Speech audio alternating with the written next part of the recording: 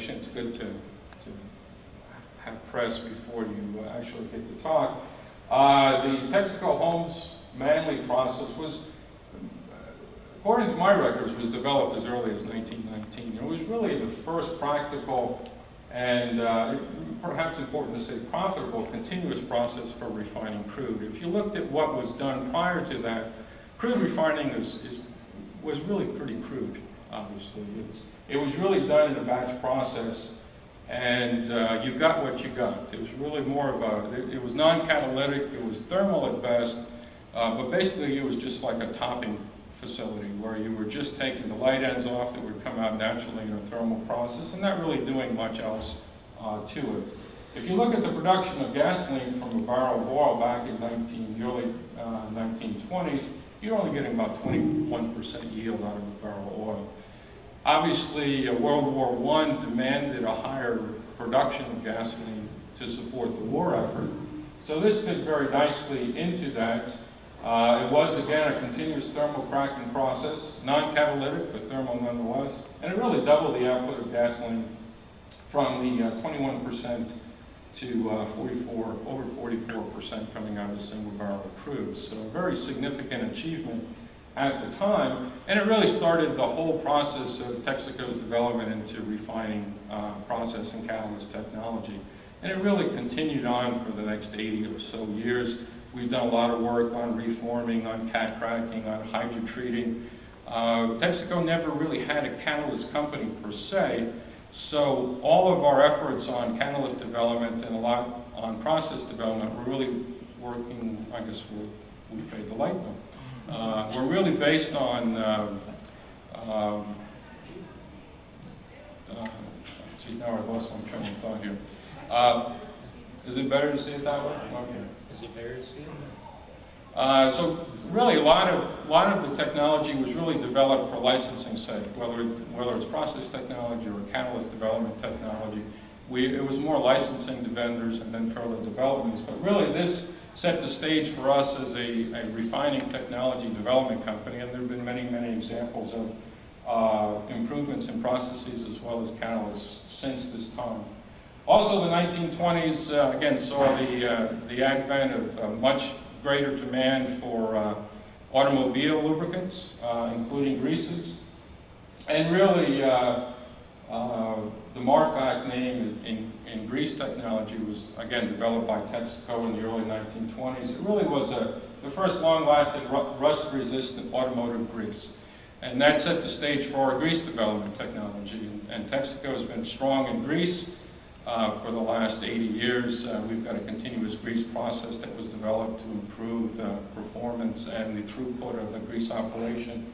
And we have both conventional greases for automotive needs, industrial needs, commercial needs, as well as some high-tech, high-performance specialty greases that have been developed. So it's been a continuing product of ours and always there in the stable of products that Texaco's had to offer over the years. You can see our symbol changed slightly, still made in Texas, still a Texas company, but by 1907 we went from the single star, which is a Texaco company, or a Texas company, from the Lone Star State. You figure your symbol should be a star. We changed it slightly there, and changed it slightly again, and put the embedded T. So the first appearance of the T happened about 1909. Quickly, what was happening in the 30s and 40s? Many people wonder where the name Haviland came from. We actually got that name by acquiring the Indian Refinery Company back in 1931. And if you're familiar with the Haviland name and the Haviland line of products, it's been really our leading product name in terms of products on the lubricant side that we've developed for the United States particularly. So Haviland is really synonymous with Texaco, and we acquired that in 1931. Also did a lot of work on gasoline production. The Texaco Fire Chief gasoline came out in 1932. It was really based on the requirement to get government requirements for fire engines, and they needed a high-octane fuel for fire engine applications. So that really fell on our lap to do. We came out with the Texaco Fire Chief gasoline, obviously in relation to the fire engine connection there. And it became, again, a long-standing history for the next 70 or so years of doing gasoline development, gasoline improvements, detergent additives. There was a comment this morning that all gasolines are alike. I would have to argue with that as well. All gasolines are not alike in terms of what comes out of the nozzle at the service stations. Gasolines are 99% alike in terms of what comes out of the co-shared pipeline that goes up and down the U.S. But when you get to the final service stations, there are other materials that are in there. There are specialty additives that have both keep clean and clean up capabilities to improve the performance of your engines. And again, this is just start of a long process of developing superior products for gasoline and gasoline additives. Again, the 30s saw the production of the Haviland motor oil and really got us into base oil processing.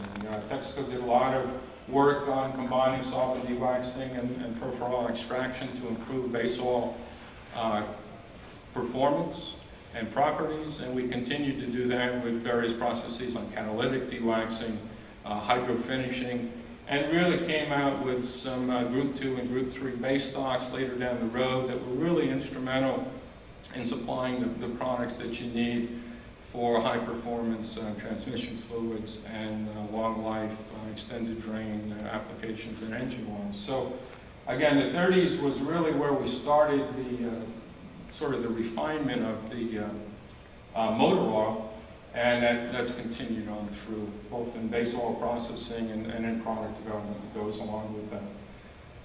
Move on to the 40s. Again, like all the oil companies, we supported the war effort and started to do some different things. We actually manufactured some radar instruments and worked on some submarine detection equipment. Also in support of the war effort, obviously butadiene was important for synthetic rubber, and that kicked off a whole bunch of research by us on making chemicals and chemical derivatives. So we, at that point, had a Texaco chemical company, and butadiene was just one of the many components that we further developed, from urethanes to glycols to ethylene oxides. We had a whole chemical arm that contributed to technology as well. What I call then is, well, what I like to say is really the next period of time is what I would call the golden age of chemistry. I call this the first golden age of research. At this time in 1959, that was when we officially changed the corporate name to Texaco Inc. So again, prior to that, we were just known as the Texas Company. Oil was cheap, oil was plentiful, not a whole lot of need to do a lot of research like you're doing today, back in the late 50s. So we did a lot of crazy stuff. We had a lot of what I would call government projects. And some of those government projects, we dabbled in the aerospace industry, and we looked at high energy missile fuels and advanced propulsion systems. And actually in our research laboratory, we had a rocket engine that was strapped to a building. And we test rocket fuel. Fortunately, the building never took off, but it developed some cracks after a while. So these were what I call the government projects, sort of the first heyday of research within the corporation. Also, it seems odd now when you think that of all the computers, and if you ever go into a control room, either in a refinery or a petrochemical complex, you see everything's run by computers. But believe me, back in the 50s, that really wasn't the case. And we were one of the first companies to come up with really a computer system to run an industrial process. And this was to run a polymerization unit to Port Arthur, Texas refinery. So we were right there as well in terms of developing computer technology and computer-assisted process controls. What I'd say was one of our more highest achievements in this period of time was really to getting the Kirkpatrick Award for the synthesis gas generation process. I'm going to talk about gasification a little bit later, but really that's one of the pillars that I look at in terms of what our later level of technology was built on, is the gasification process. But this sort of summarizes what was going on in the 50s, or late 50s, early 60s. And again, oil was plentiful, oil was cheap, about $2 to $3 a barrel, so not really a need to do much else.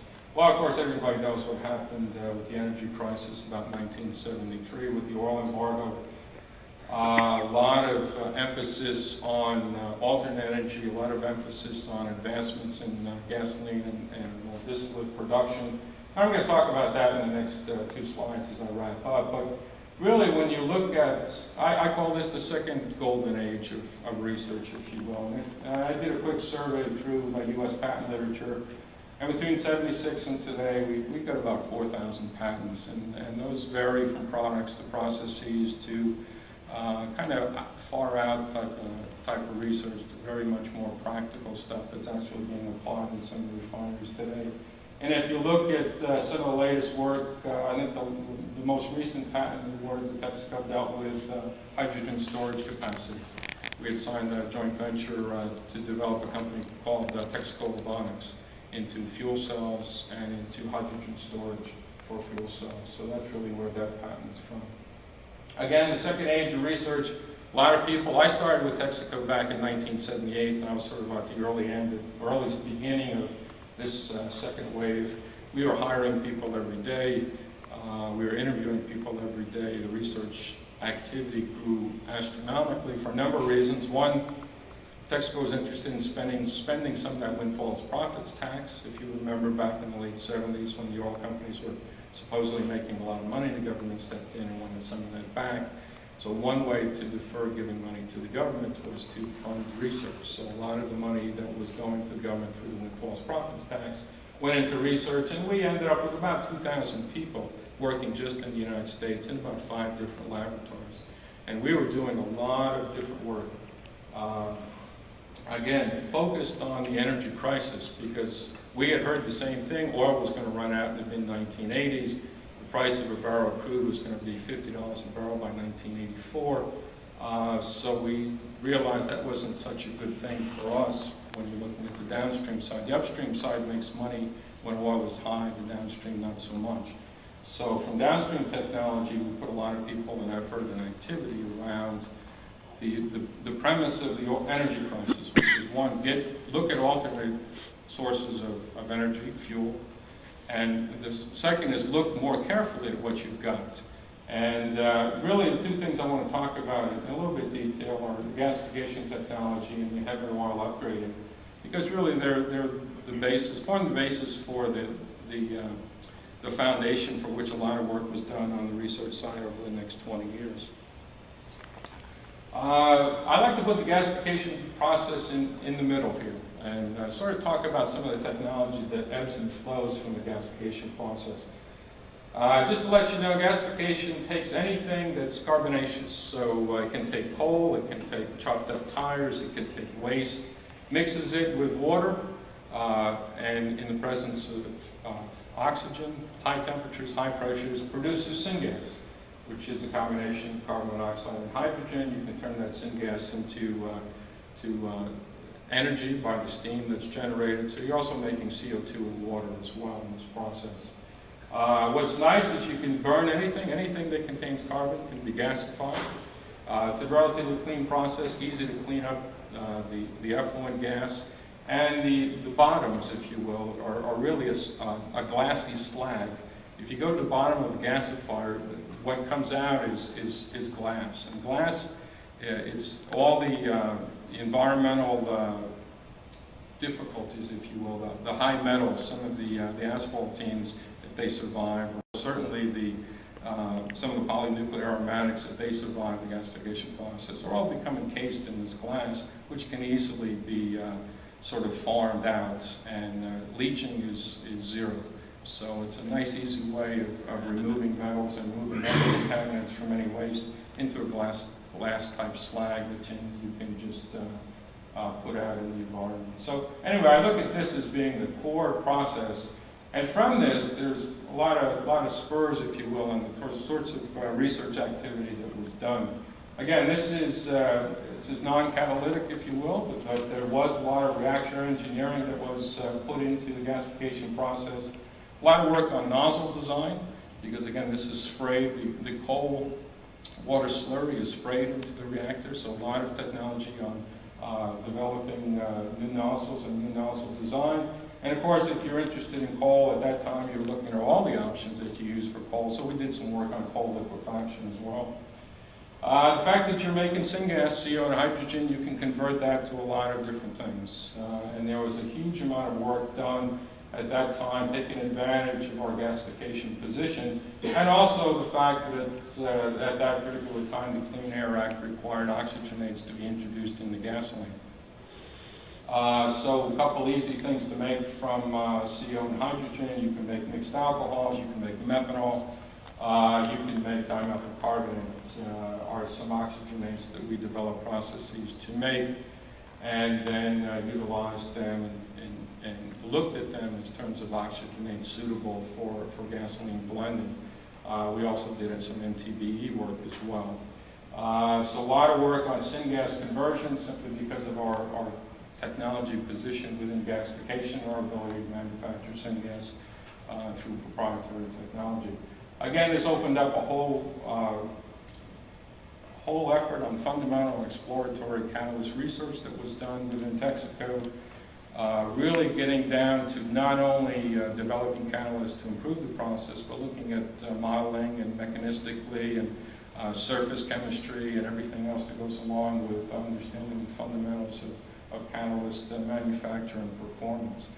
And also as a side shoot to this, gasification was really looking at alternate energy, if you will. So we developed a whole alternate energy group. We looked at biotechnology, we looked at biomass conversion, we looked at biogasification, looked at just about everything related to, again, alternate energy and things other than petroleum to fuel the world. Offshoots from that are membrane technology, not only to look at gas separations, but water and hydrocarbon separations as well. And enhanced oil recovery was part of that process as well, developing new components to inject into the ground to move the oil to increase the volume of petroleum being produced. Second one is really heavy oil upgrading. Texaco at the time had a huge portfolio of heavy oil products, or heavy oil in the ground. We had a disproportionate asset mix, if you will, of light crude and heavy crude. And it opened up a whole range of technology that was developed, starting with either heavy oil or resid that was in the refinery, going through some kind of upgraded process, obviously to get the higher value products.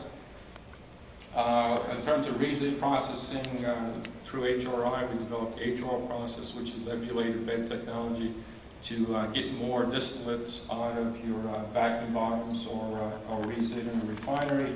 Again, ebulated bed technology opened up a whole new reactor engineering, reactor design, catalyst development work. We turned this into some hydrotreating applications with T-Star, which is ebulated bed hydrotreating technology development, and also looked at things like mixed alcohol production in an ebulated bed type of process. Also a lot, again, on conversions of resid that's in the refinery, applications like mixing water and doing some hydrocoking, using hydrogen donor solvents for enhanced vis braking, which is just a straight thermal process for resid upgrading, and of course also development of hydrotreating catalysts. This opened the door to a whole bunch of petroleum processing catalyst research, again, sort of the springboard or the pillar, if you will, of how we develop new technology, looking at our asset base and trying to figure out, again, with the energy crisis, how are you going to get more oil, how are you going to get more distillate out of what you've got. If you can't do something new, you got to utilize what you have. And again, our portfolio of hybrid oil sort of forced us into this sort of research environment. Also, we started to do what I would call on the fringe type of research. Looking at our heavy portfolio of heavy oil, we looked at how to upgrade heavy oil directly rather than just upgrading the vacuum bottoms or the resid that's in the refinery. Can you do in situ catalytic upgrading? In other words, can you dump catalyst down a well and actually use the flow of virgin oil across the catalyst and the temperatures and pressures and the environment that you somewhat can control in the reservoir to actually do some catalytic upgrading. And we did some work with the University of Calgary on that and looking at how a catalyst can actually upgrade heavy oil directly, not just resid that's not in the refinery. Looked at things like whole crude hydroprocessing, emulsion upgrading. We did some work with SRI on subcritical and supercritical water as a way of upgrading both, again, heavy oil or vacuum bottoms into higher value products. So I'd say that's the other pillar, if you will, of work. This is my last slide, then we can go. I like this cartoon because it never ends, and that's really what the oil business is all about. If you look at the final, where we are now with Texaco, back in '84, Texaco purchased the Getty Oil Company. So I've got my little Getty service station up there. It was a good deal for us, short term. However, if you recall, back in '84, we got into a lawsuit with Pennzoil. Pennzoil accused us of stealing Getty from them. They sued us. They won in court. We filed for Chapter 11. We finally settled out of court for $3 billion. So we paid Pennzoil $3 billion. We had to do it in 4 electronic transfers because you could only do 9 digits electronic transfer back in 1984. So you couldn't transfer $3 billion, you had to transfer 999,999. You did that 3 and then whatever the difference is for the last one. So you had to do 4 wire transfers. That did change a little bit about some of the things at Texaco. We had to sell Texaco Canada, we had to sell Deutsche Texaco, which was our German operation, but we lived through that, and we ended up with Getty Oil, and Pennzoil ended up with $3 billion. Also about that time, another one of the 7 sisters was bought by Chevron. Chevron bought Gulf Oil in 1984, about the same time we bought Getty Oil. You see Chevron and Gulf up here. And what ended up happening, obviously, is in 2000, Chevron and Texaco merged. So really, we're now the Chevron Texaco Corporation. However, the Texaco brand still remains. The situation in the United States with service stations, back in the late 90s, we had a joint venture with Shell just in the U.S. called Equilon. Equilon handled both the Shell and Texaco brands within the United States. Equilon was not a brand name, it just sort of was a joint venture company between Shell and Texaco. When Chevron and Texaco merged, we were required to sell all of our downstream assets that were in Equilon to Shell. Shell had the exclusive right to Texaco lubricants for a year, and the exclusive right to Texaco service stations for, I believe, 2.5 years.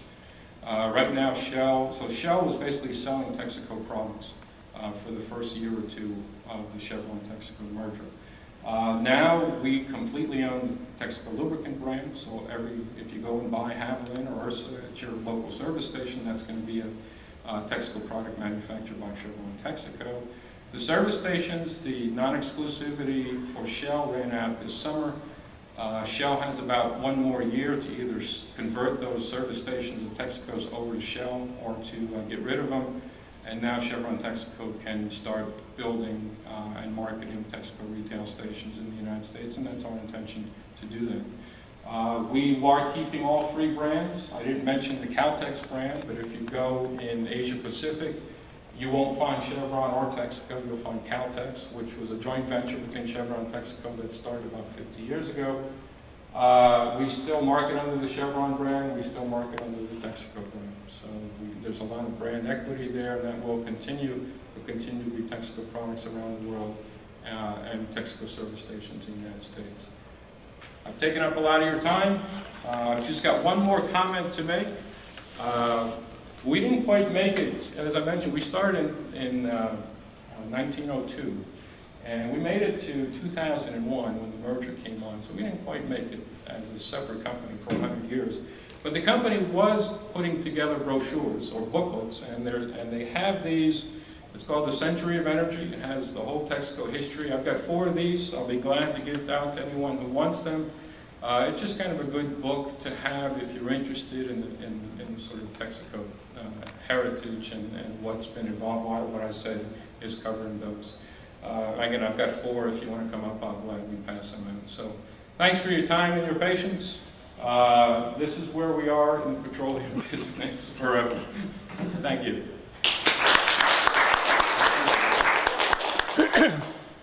Any questions you'd like to ask or comment? Yes. What is the status of gasification now? Who has it? General Electric? Yeah, we just sold our gasification technology to General Electric.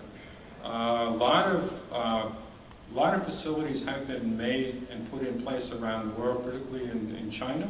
A lot of coal gasification plants are there, as well as some, I believe, in Italy, as well as there's still a significant number of gasification plants in the United States. I still think the technology is sound. There's a lot of potential there.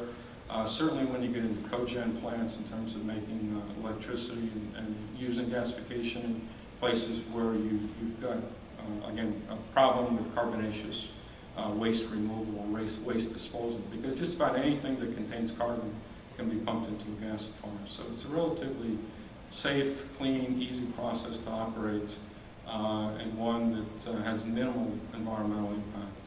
But it just didn't fit into the current portfolio of assets that Chevron Texaco wanted to keep, so we sold it off to GE. Fine. Any other questions?